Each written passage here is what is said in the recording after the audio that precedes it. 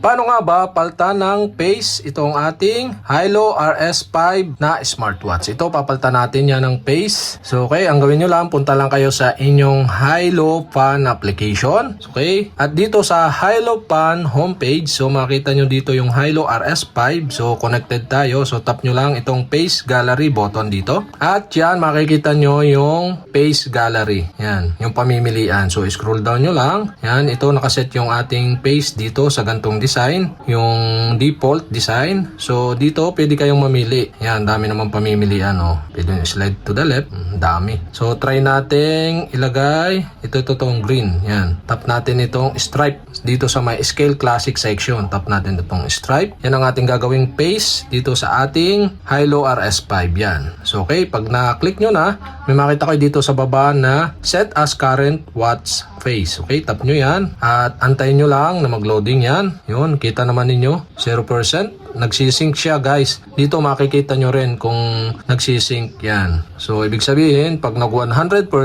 automatic na gantong design ang makikita nyo dito sa inyong Hilo RS5 na smartwatch. So okay, wait lang tayo na matapos or pumunta sa 100%.